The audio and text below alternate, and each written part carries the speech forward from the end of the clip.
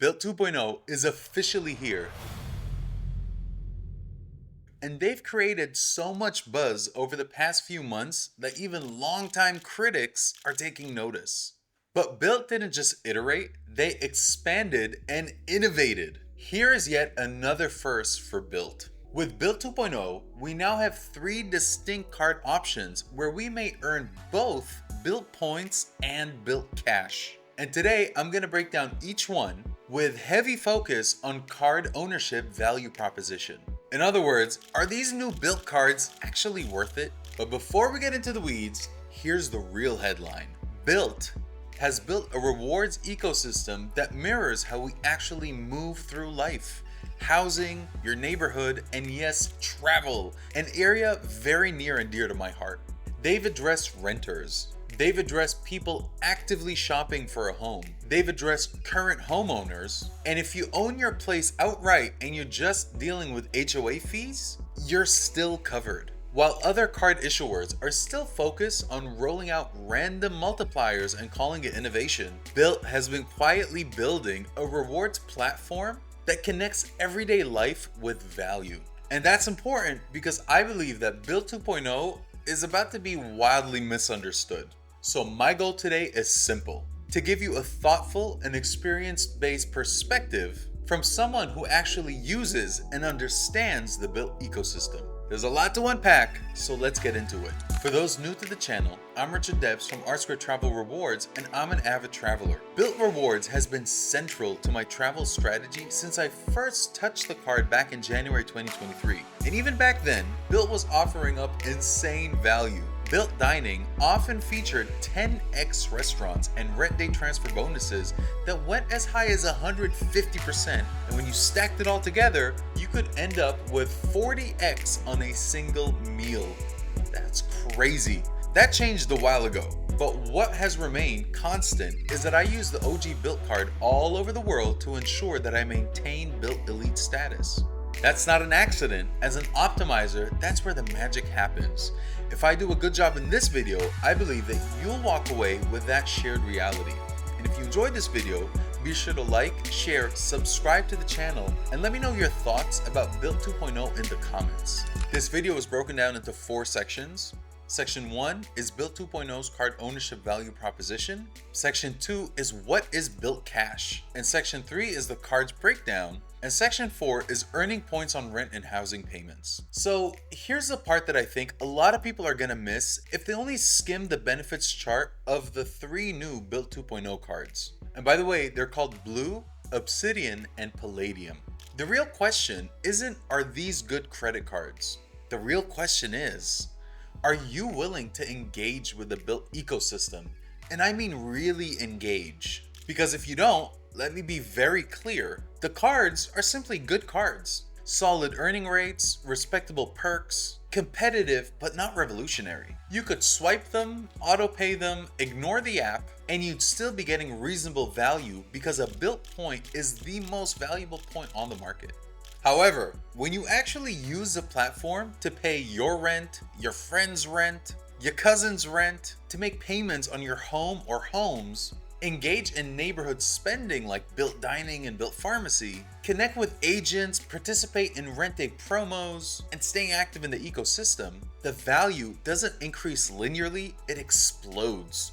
That's when the Obsidian stops feeling like a $95 card, and the Palladium stops feeling like a $495 card. Because at that point, you're not just earning points, you're stacking status, access, and Bilt cash. You're being rewarded for living within the Bilt ecosystem. And that's why the card ownership experience changes based on how you engage. If you're passive, you have access to good cards. And if you're active, you unlock outsized value by climbing the Bilt Elite status tiers and unlocking status perks. I'm talking about Flying Blue Gold and SkyTeam Elite Plus status, access to Bilt Home Away from Home, Virgin Voyages top tier status, elevated rent day transfer bonuses, early access to rent day events, but I'm especially intrigued by the 4% Bilt cash on all non-housing payment related transactions, which is uncapped. So before I walk you through each of the new cards, let me first explain what Bilt Cash is. Bilt Cash is a new but very simple concept where card holders earn 4% Bilt Cash on all non-housing transactions. Every $30 in Bilt Cash unlocks 1,000 Bilt points on housing payments.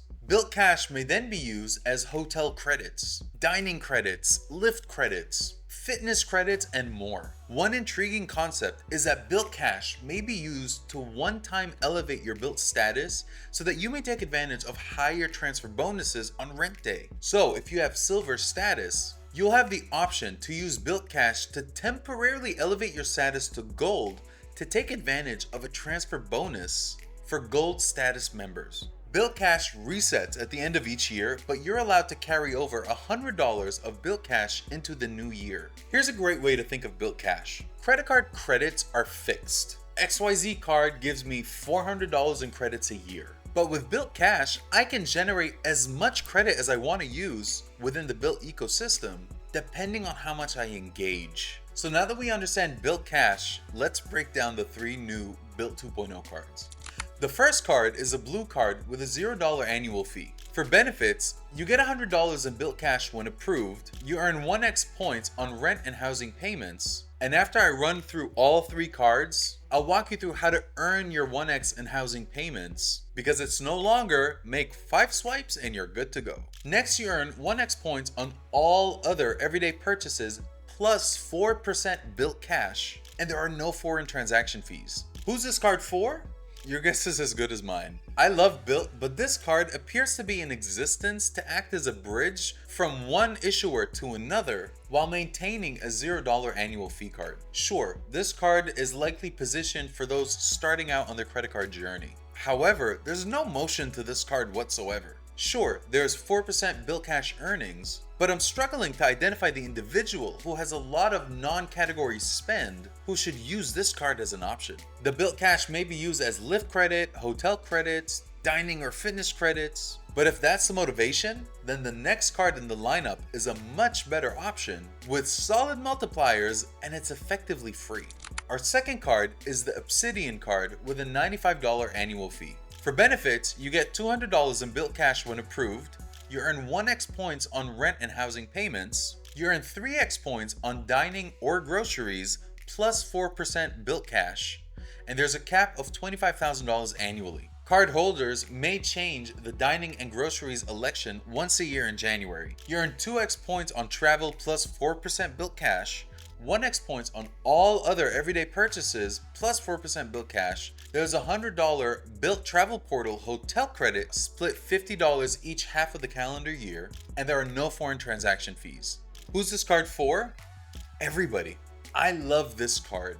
This card is similar to the previous OG Bilt card at $95, but with a $100 hotel credit to cover the annual fee, and it's supercharged with 4% Bilt Cash. I'm not surprised by the $95 annual fee here.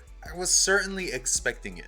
I think that the previous card could have easily been priced at $95 given its value. I'm amazed at how long it took, but I understand that it would have been a tough sell to go from a $0 annual fee card to $95 without a major shakeup. In the credit card space, it's easier to go from $95 to $195 than to go from $0 to $95.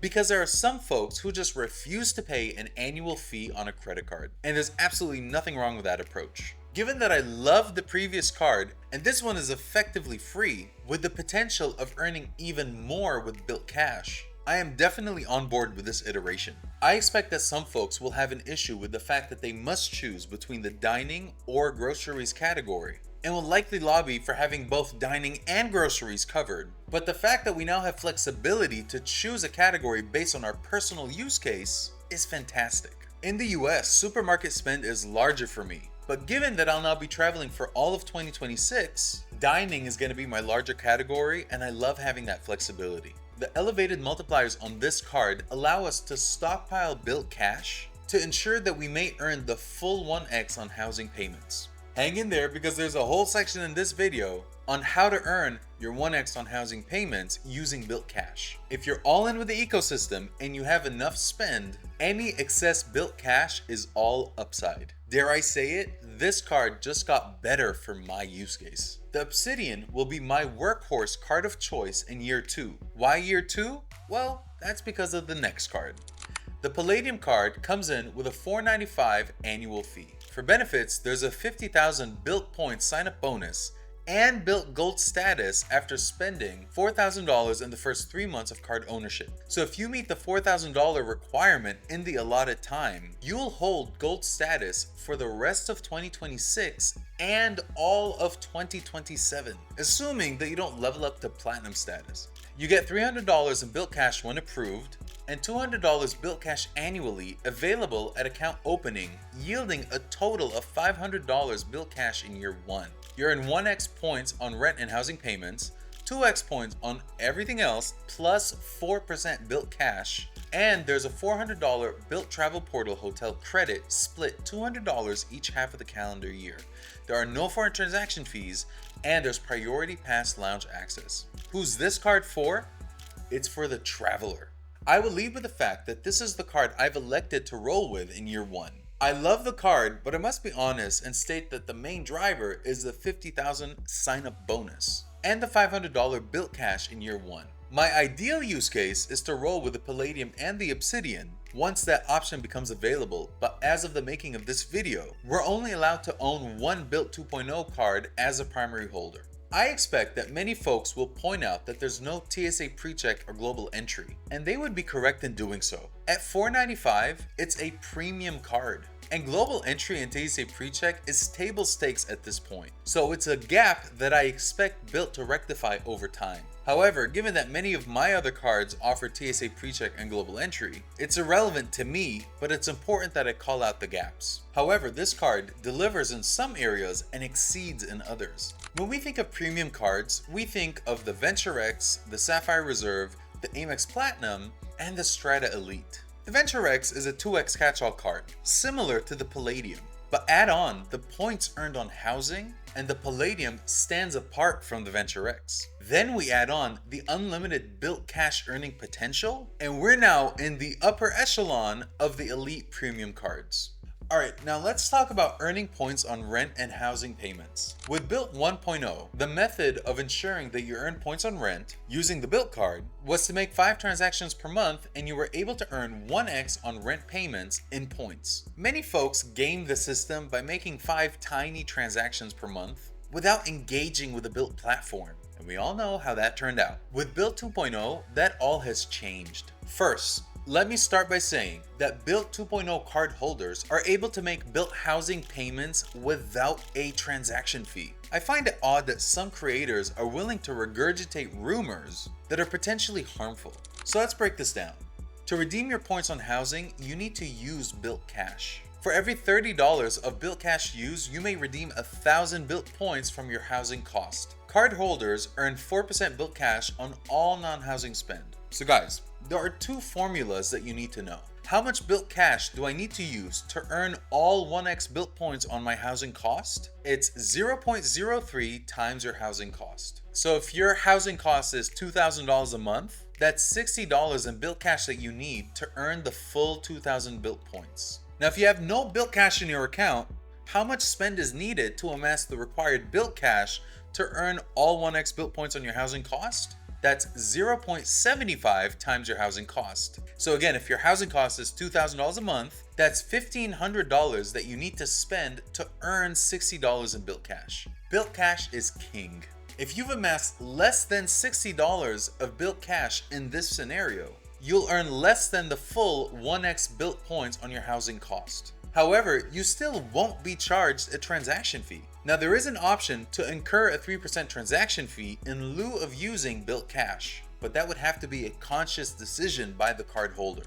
So the play here is to use your Bilt card, engage with the platform, and begin amassing Bilt Cash at a rate of 4% on all non-housing related transactions. In an ideal world, you'll amass all the Bilt cash that you need to earn the full 1x Bilt points related to housing, with more Bilt cash left over to use as hotel and dining credits. So, where does this leave us with Bilt 2.0? In a strong position. I don't think that Bilt is trying to win on flashy multipliers. They're rewarding how we actually live. Housing, neighborhood spend, and travel, all connected inside one ecosystem. If you're passive, these are still good cards. But if you engage, earn Bilt cash, earn status, and participate in rent day, then the value compounds fast. That's the real story of Bilt 2.0. So my verdict is that the Obsidian and the Palladium are winners. I'm maximizing the Palladium in year 1, then settling into the Obsidian as my long-term workhorse if I'm unable to earn both in year 2.